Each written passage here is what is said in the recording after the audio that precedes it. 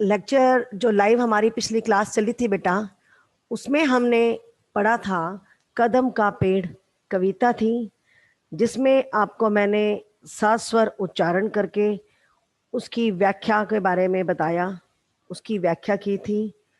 तो बच्चों, मैं उम्मीद करती हूँ कि आपने भी घर पर उसका 7 स्वर उच्चारण किया होगा और उसके अर्थ को समझा होगा। तो उस कविता में क्या था? इस कविता में एक बच्चा है जो अपनी कल्पना करता है। अपनी कल्पना में क्या सोचता है वो? कि यमुना नदी के किनारे एक कदम का पेड़ हो और वो उस पर चढ़ जाए, उस पर चढ़कर बांसुरी बजाए। कदम की पेड़ इतनी झुकी हुई हो, नीचे हो, कि वो आराम से उस पेड़ पर चढ़ जाए और पेड़ पर चढ़कर वो सबसे ऊंची टहनी में पहुंच जाए और अपनी माँ को आवाज लगाकर फिर अपने पत्तों में छिप जाए। तो जब उसकी माँ आती है, वहां पर आए, तो वो पत्तों में छिप जाए और उसकी माँ उसको ढूंढती हुई आवाजें लगाए, और जब वह नहा दिखाई दे तो वह बेचैन होकर उसकी माँ जो थी पेड़ के नीचे बैठ जाती है। तो ये सब आपने इस कविता में पढ़ा कि जब उसकी माँ पेड़ के नीचे बैठती है तो वो क्या करता है, अपनी माँ के आंचल के नीचे आकर गोद में बैठ जाता है और उसकी माँ घबरा कर उसको देखती है, और जब वो देखती है तब वो खुश हो जाती है। मतलब यह है कि कदम का पेड़ जो कविता है, इस कविता में बच्चे ने कल्पना की है कि अगर ऐसा होता तो मैं अपनी माँ के साथ लुका छुपी का खेल भी खेलता। तो बच्चों, आज हम इस पाठ का अभ्यास करेंगे। सबसे पहले हम करेंगे शब्द अर्थ। शब्द है तीरे। तीरे का अर्थ होता है किनारा। जैसे आपने देखा होगा, नदी का किनारा होता है, नदी के बह रही होती है तो उसके साइड में जो वहां पर जगह होती है उसको बोलते हैं किनारा। बीच में पानी बहता है, दोनों साइड किनारे होते हैं, तो वो होता है तीरे। तीरे का अर्थ होता है किनारा। स्वर, स्वर का अर्थ है आवाज। स्वर, स्वर का अर्थ है आवाज। टहनी, टहनी होती है बेटा शाखा। इसको हम डाली भी बोलते हैं, जैसे कदम की पेड़ की टहनी, नीम के पेड़ की टहनी। हर पेड़ की टहनियां होती हैं, तो टहनी का अर्थ होता है शाखा। माखन, माखन का अर्थ होता है मक्खन। माखन, मक्खन। विकल, विकल का अर्थ होता है व्याकुल। व्याकुल मतलब बेचैन होना, परेशान होना, दुखी होना जैसे होता है, उसको बोलते हैं विकल। फिर आता है आंचल। आंचल का अर्थ है पल्ला। मैंने आपको कविता पढ़ाते ही बताया था कि आंचल का अर्थ है पल्ला, और पल्ला जो है साड़ी का अगला भाग होता है, उसको हम बोलते हैं पल्ला। पसार कर, पसार कर होता है फैलाकर। पसार कर, फैलाकर।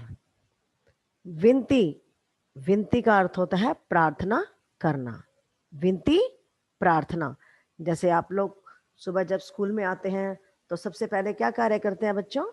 जब हम स्कूल में आते हैं तो सबसे पहले मॉर्निंग असेंबली होती है ना आपकी, तो वो होती है प्रार्थना। हम परमात्मा से प्रार्थना करते हैं कि वो हमें सद्बुद्धि और ज्ञान की प्राप्ति करे। तो विनती, विनती का अर्थ होता है प्रार्थना। मीचे, मीचे होता है बंद किए।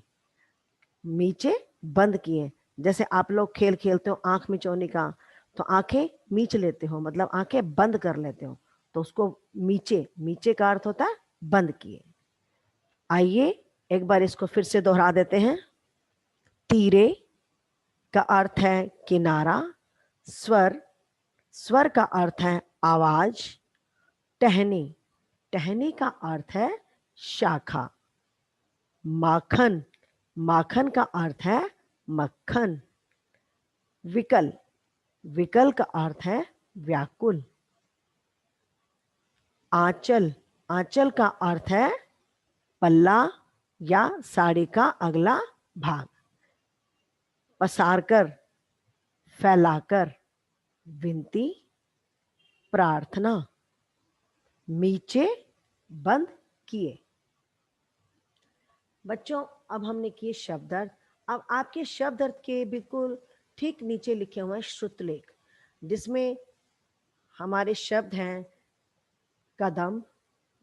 श्रुतलेख होता है जो आपके पाठ में या कविता में कठिन शब्द होते हैं उनको लिखा जाता है। तो आप इन शब्दों को बार बार लिखने का अभ्यास कीजिए ताकि आप इन शब्दों को अच्छे से समझ पाएं। जैसे है, पहला शब्द है कदम, बांसुरी, बंसी, डांटती, हृदय, आंचल, ईश्वर और खुश। ये तो बच्चों थोड़े से कुछ शब्द दिए हुए हैं। आप कविता में से और कठिन शब्दों को याद करके उनका अभ्यास कर सकते हैं।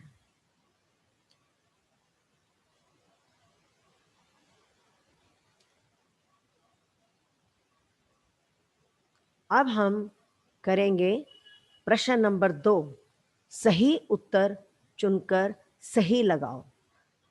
बच्चों, हमने कविता पढ़ी है और अब इस कविता के बाद हमारे पास कुछ प्रश्न हैं जो एमसीक्यू टाइप में हैं, मल्टीपल चॉइस क्वेश्चन, यानी कि इनके नीचे जो है ऑप्शन दिए गए हैं, हमें इसमें से सही ऑप्शन का चुनाव करना है। पहला है, बालक कदम का पेड़ किस नदी के किनारे होने की बात कर रहा है। आपने कविता में पढ़ा, 4 ऑप्शन नीचे दिए गए हैं, गंगा, कावेरी, यमुना, सतलुज। तो बेटा 4 विकल्प में से हमें जो सही विकल्प है, मतलब सही ऑप्शन है, हमें उसको चुनना है। तो बालक कदम का पेड़ किस नदी के किनारे होने की बात कर रहा है। आपने कविता में पढ़ा तो वो नदी थी यमुना, तो इसका उत्तर होगा यमुना। दूसरा प्रश्न है, बालक कौन सा वाद्य यंत्र बजाना चाहता है। वाद्य यंत्र होता है, आपने अपनी पुस्तक में पढ़ा है, वाद्य यंत्र होता है जिन यंत्रों को बजाया जाता है, जैसे बांसुरी, तबला, ढोलक। आप लोग इन शहनाई, शंख, इन सब वाद्य यंत्रों का प्रयोग करते हैं हम। लेकिन अब हमें इस पाठ से संबंधित पूछा गया है कि इस पाठ में बालक कौन सा वाद्य यंत्र बजाना चाहता है। इसमें 4 विकल्प दिए गए हैं, शहनाई, बांसुरी, शंख और ढोलक। तो इसका सही उत्तर है बांसुरी। प्रश्न नंबर 3, कविता का मुख्य भाव क्या है। बालक की शरारत, खेल के प्रति प्यार, माँ और बेटे का प्यार, बालक की इच्छा। तो बच्चों, इस कविता के माध्यम से हमें यह पता लगा कि बच्चा क्या चाहता है, क्या कल्पना कर रहा है, क्या उसकी इच्छा है। तो इसका उत्तर बनेगा बालक की इच्छा। तब माँ का हृदय बहुत रेगिस्तान है हो जाता है। तो ऑप्शन दिए गए हैं, प्रसन्न, अप्रसन्न, व्याकुल और व्यथित। इसमें तब माँ का हृदय बहुत, ये पंक्ति कब आई है, जब आवाज लगाने के बाद भी बालक कदम के पेड़ से नीचे नहीं उतरता, तो उसकी माँ क्या हो जाती है, व्याकुल हो जाती है। तो उसका मन, हृदय जो होता है, व्याकुल हो जाता है। तो इसका सही आंसर है बेटा व्याकुल। आइए एक बार फिर से हम इसको दोहरा देते हैं।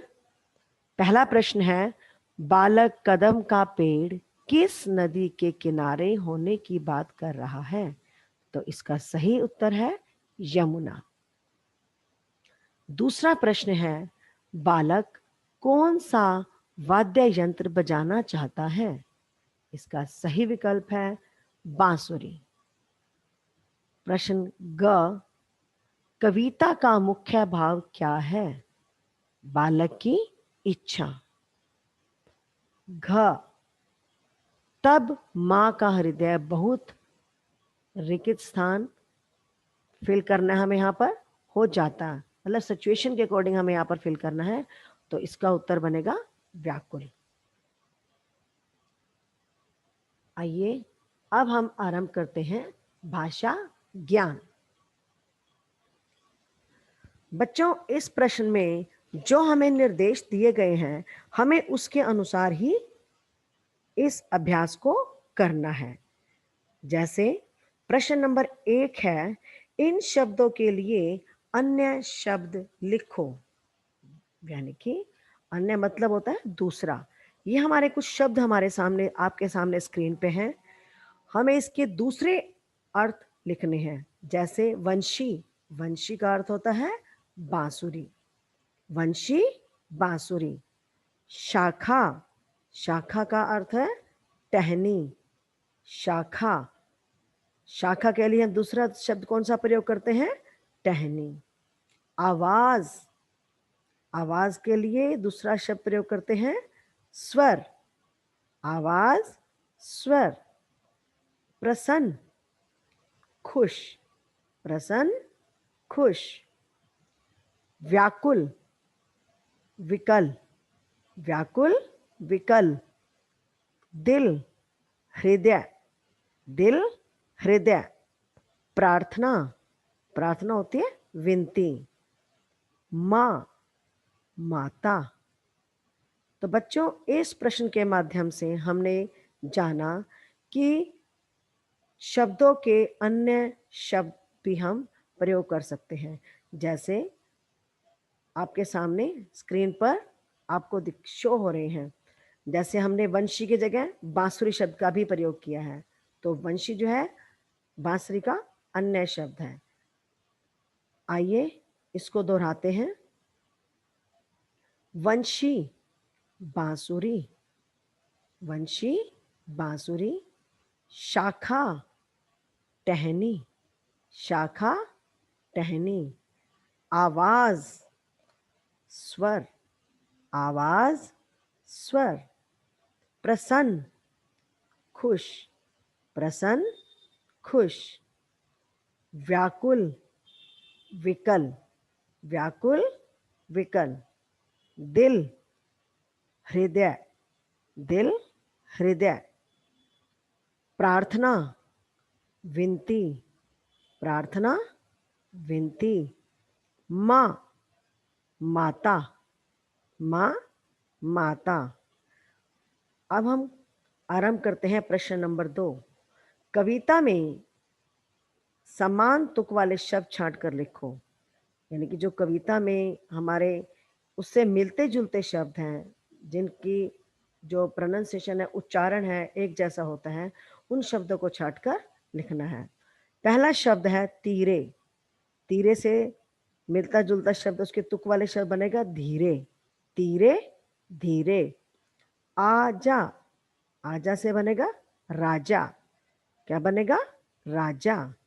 आती, जाती। नीचे, नीचे।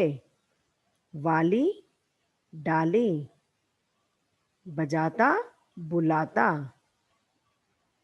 इनसे बेटा और भी अन्य बहुत से शब्द बन सकते हैं, वो आप घर पर अभ्यास कीजिए और नए नए शब्द बनाइए जो इस कविता से हो।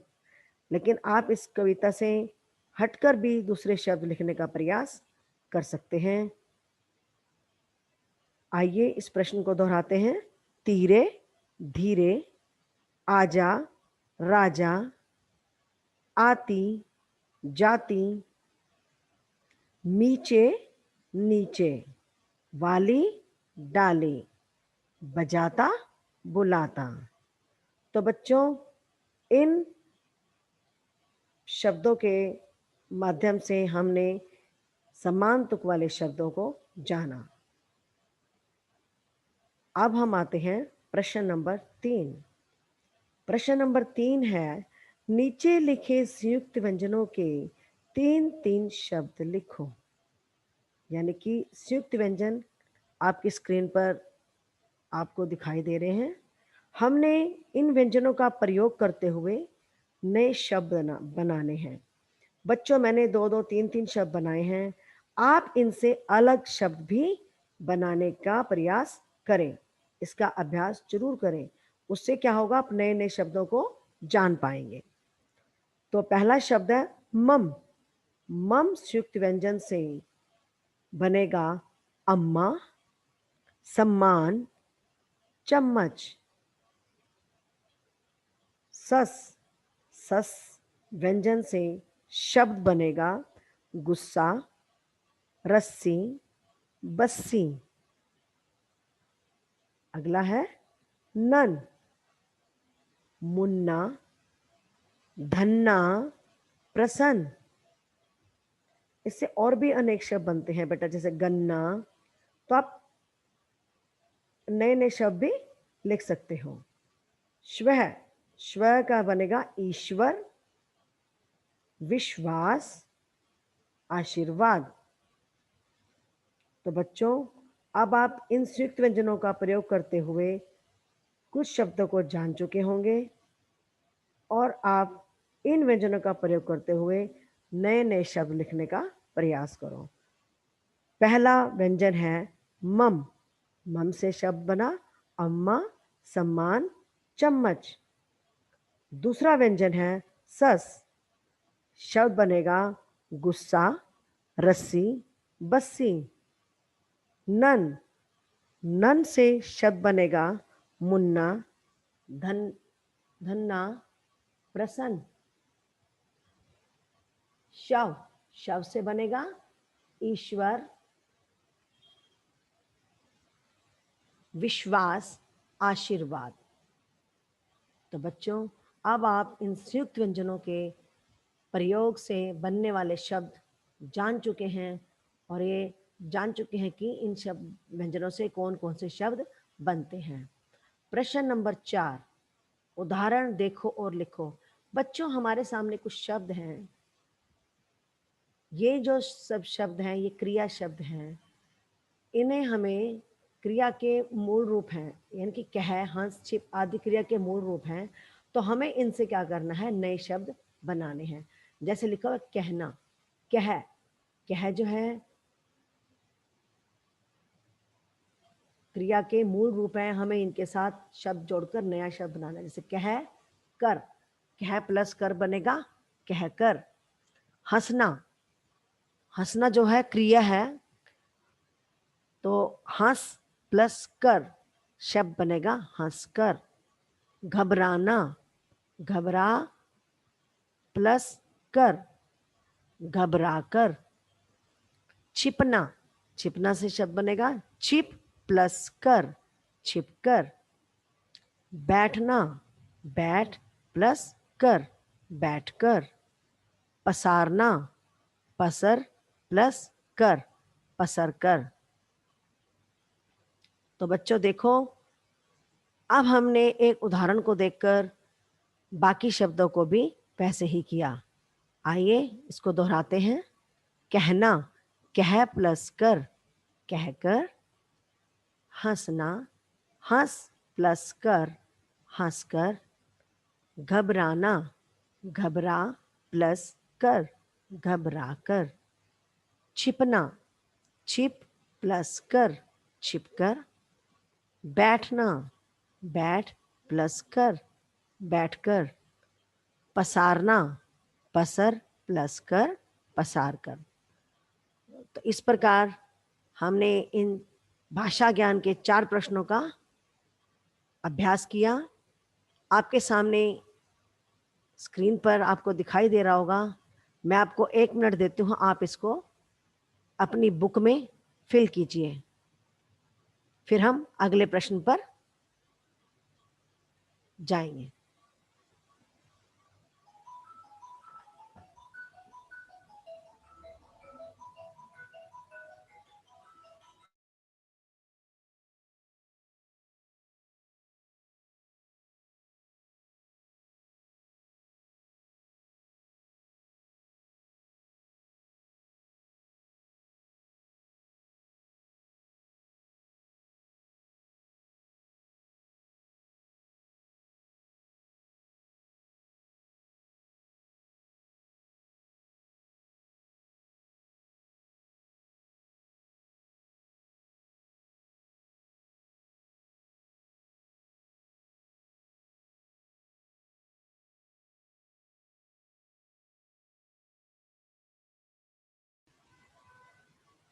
बच्चों, अब मैं उम्मीद करती हूँ कि आपने इन अभ्यास कार्य को अपनी बुक में लिख लिया होगा। अब हम आरंभ करेंगे प्रश्न नंबर 5। ये हमारा प्रश्न है, मैं और मैं लिखकर वाक्य पूरा करो। ये आपके सामने 2 ऑप्शन दिए गए हैं स्क्रीन के ऊपर, मैं और माँ। हमें इन प्रश्न में रिक्त स्थान दिया गया है और हमें इन रिक्त स्थान मतलब खाली स्थान पर सही शब्द का प्रयोग करना है कि यहाँ पर मैं आएगा या मैं आएगा। पहला है, रिक्त स्थान के बाद डैश पेड़ से धीरे धीरे नीचे उतरूंगा। ये आपको बताना है बेटा, इसमें मैं आएगा या मैं। तो आप समझ गए होंगे कि इस में क्या आएगा, मैं पेड़ से धीरे धीरे नीचे उतरूंगा, इसमें मैं आएगा। अगर हम लगाते हैं मैं पेड़ से, तो ये जो वाक्य है ये गलत हो जाता है। तो अब हम इसमें क्या लिखेंगे, मैं पेड़ से धीरे धीरे नीचे उतरूंगा। दूसरा है, माँ तुम मुझे गोदी डैश ही पाओगी। इसमें वाक्य क्या आएगा, अर्थ क्या आएगा, शब्द क्या आएगा, माँ तुम मुझे गोदी ही पाओगी। इसमें आएगा मैं, माँ तुम मुझे गोदी में ही पाओगी।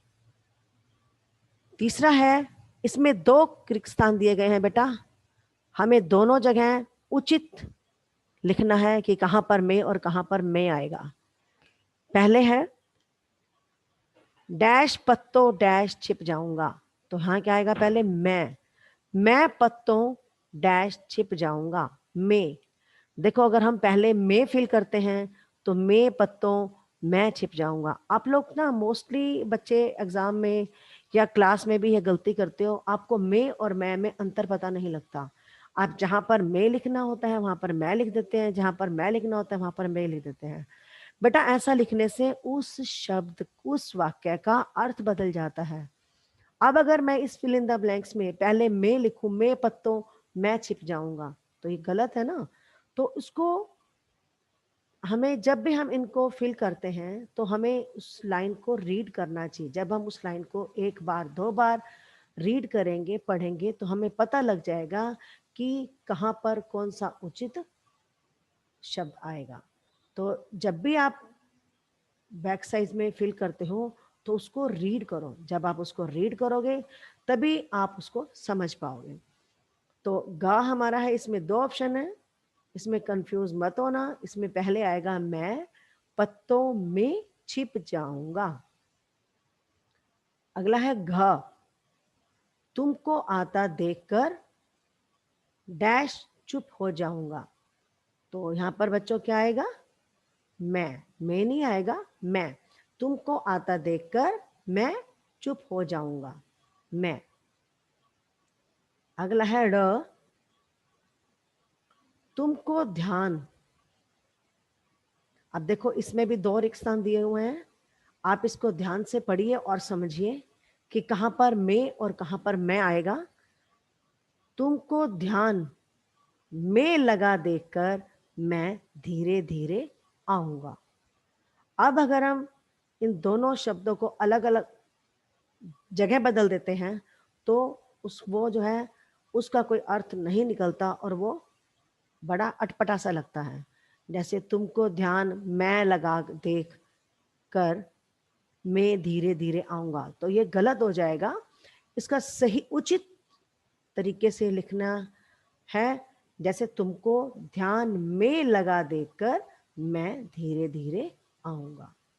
तो बच्चों अब आप ये जान गए होंगे कि एक समान दिखने वाले शब्द जो हैं उनको जब हम फिल करते हैं तो उनको उनके अर्थ को अच्छे से पहचान कर जानकर ही हम उनको लिख पाएंगे। अगर हम उसको नहीं समझेंगे तो हमारे वाक्य में जो हम फिल करते हैं वो गलत हो जाता है। जैसे आइए अब हम दोहरा देते हैं इसको। क है, डैश पेड़ से धीरे धीरे नीचे उतरूंगा। यहाँ पर आएगा मैं पेड़ से धीरे धीरे नीचे उतरूंगा। ख, माँ तुम मुझे गोदी में ही पाओगे। यहाँ पर क्या उचित शब्द आएगा? में। देखो अगर हम इसमें मैं तो आएगा ही नहीं, माँ तुम मुझे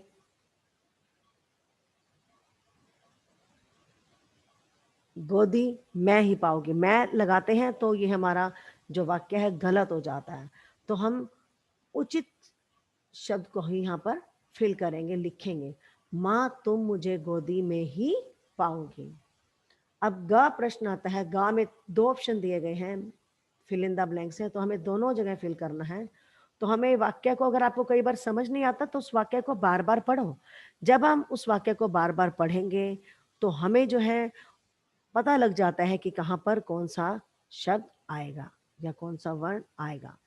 तो मैं पत्तों में छिप जाऊंगा, मैं का अर्थ होता है यहाँ पर अपने लिए प्रयोग किया गया है, और मैं मतलब उसके अंदर। तो मैं पत्तों में छिप जाऊंगा, तो पहले वाले रिक्त स्थान की जगह मैं आएगा और दूसरी जगह में।